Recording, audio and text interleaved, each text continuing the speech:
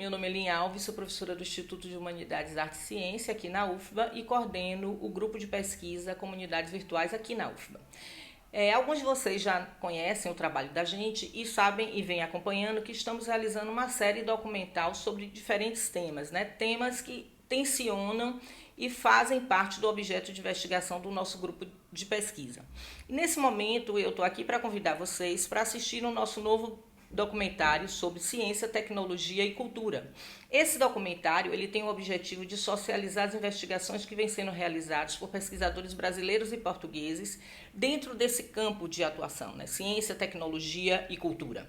Esse documentário também está vinculado ao programa Ciência na Escola e especialmente ao projeto Rede Educa, aqui na região Nordeste, coordenado pela professora Andréa Oliveira. Esse programa, o Rede Educa, é denominado de Educação Colaborativa e Ação no Nordeste.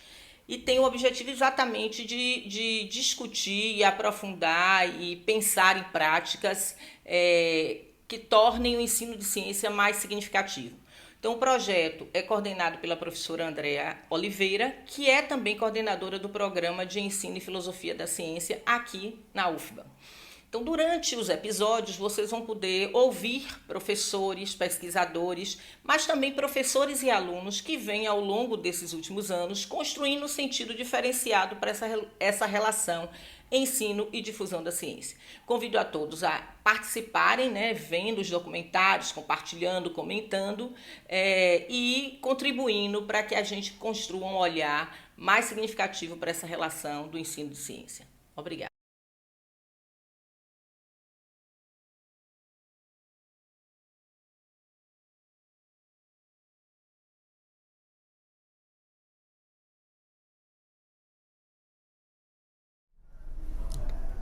Olá, o meu nome é Filipe Penicheiro. Eu iniciei o meu percurso académico na Universidade de Coimbra e no Instituto de Investigação Interdisciplinar.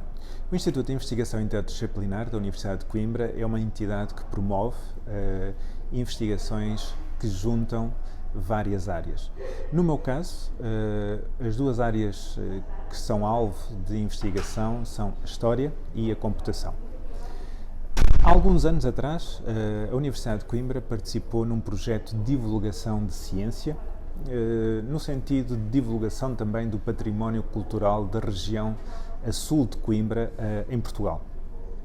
Nesse âmbito foi desenvolvido, com a colaboração de investigadores da Universidade de Coimbra e de empresas da cidade, aquilo que se chama um jogo de estratégia histórico. Histórico no sentido que o tema desse jogo acabava por ser a história medieval daquela zona do território de Portugal. Esse jogo, que se chamava Portugal 1111, a Conquista de Sor, foi desenvolvido também com a colaboração da Câmara Municipal de Sor, uma cidade a sul de Coimbra, e tinha como objetivo não só ser um objeto digital de participação, mas também ser um meio de comunicação do património daquela localidade. Esse jogo teve um sucesso relativamente interessante no que era o mercado de jogos de simulação ou de jogos de estratégia histórica na altura e tem sido alvo de vários estudos para tentarmos perceber como e quando este tipo de artefacto digital pode ser usado ou desenvolvido e explorado para comunicar questões relacionadas com o que é a história, a identidade e o património cultural de uma determinada localidade ou espaço. O Portugal 1111 é um jogo que tem um tema histórico que se passa na Idade Média, no século XII. Curiosamente, em 1111, Portugal ainda não existia enquanto reino, mas sim existia na Península Ibérica um jogo de civilizações muito interessante entre, de uma parte, uma civilização de matriz cristã e, do outro lado, uma civilização de matriz muçulmana. Ora, o desenvolvimento deste jogo de estratégia ou este jogo de simulação é muito interessante do ponto de vista de investigação e da ligação entre a produção de artefactos lúdicos digitais e epistemologias, ou a maneira como se compreende a história, porque permite operacionalizar diferentes visões do que é a história, do que é o passado e como nós, enquanto pessoas que vivemos no século XXI, damos sentido a esse passado.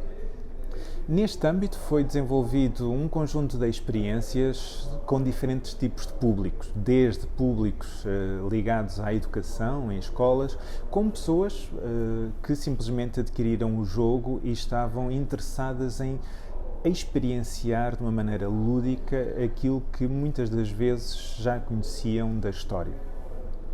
O Portugal 1111 foi uma experiência pioneira em Portugal. Até ao momento, os jogos de estratégia histórica no mercado português não abundam, mas já com uma idade considerável, continua a ser um objeto de estudo particularmente interessante, dada a sua longevidade e o facto de ter sido pioneiro naquela altura. Outro dos aspectos extremamente interessantes, de um ponto de vista de investigação, tem a ver com aquilo que nós, nos últimos anos, temos começado por designar por realidade virtual ou realidade aumentada. De um ponto de vista de alguém que está particularmente interessado sobre questões de património cultural, de percepção do que é o passado e da comunicação desse passado, a questão da VR, ou da realidade virtual, ou da realidade aumentada, é particularmente interessante porque abre muito o potencial para comunicar um tipo de informação que até durante muito tempo estava restrita a meios mais tradicionais como os livros e a suporte gráfico.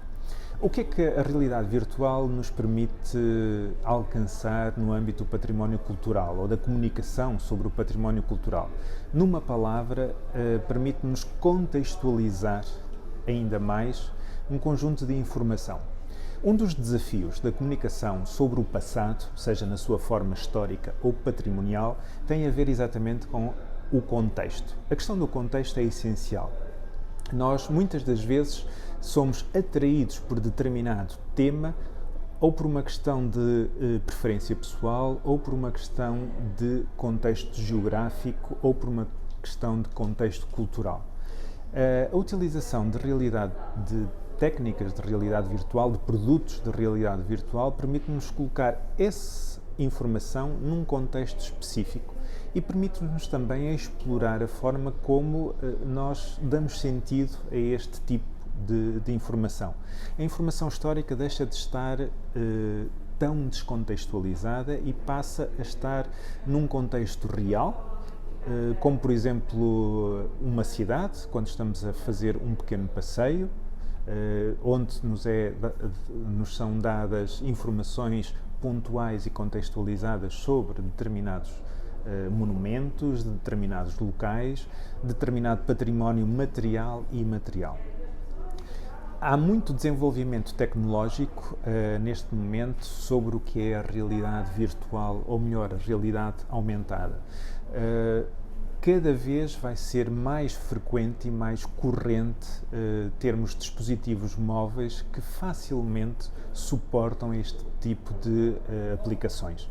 E isso faz com que exista um outro desafio para quem está ligado à comunicação do património cultural e à comunicação histórica, que tem a ver com a produção de conteúdos relacionados com estas novas ou com estas plataformas, que na realidade não é uma questão completamente nova, porque a produção de conteúdos tem sido sempre algo extremamente importante.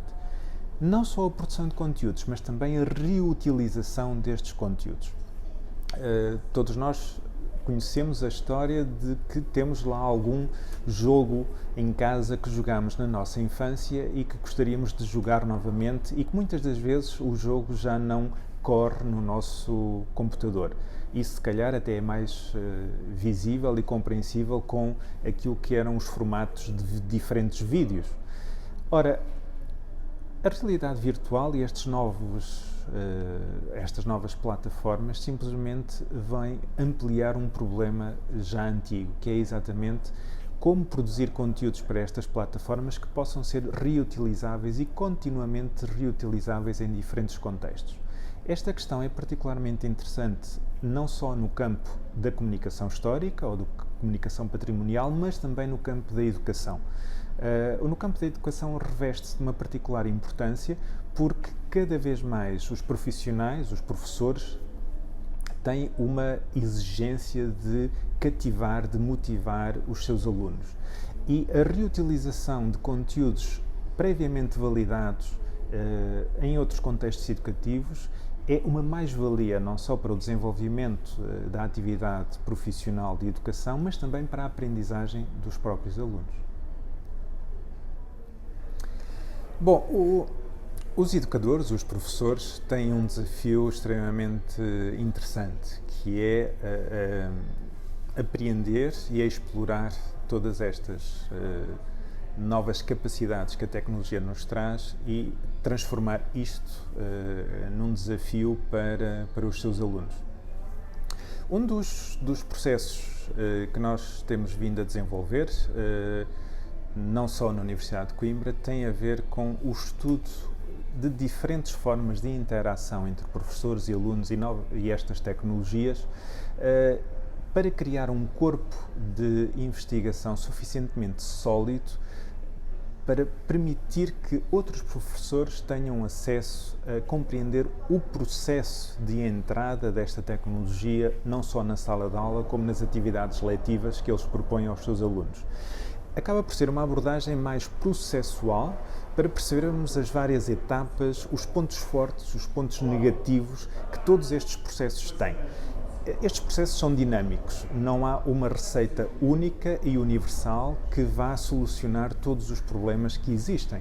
Nem é isso que se pretende. O que se pretende é explorar, e isso só é feito através de investigações, de muitas investigações, explorar como tecnologias como a realidade virtual, como jogos baseados em estratégia e em simulações, podem contribuir em determinadas áreas do conhecimento científico para explorar determinadas características de aprendizagem e de comunicação desse conhecimento para diferentes públicos, não só o público escolar, mas também o público em geral.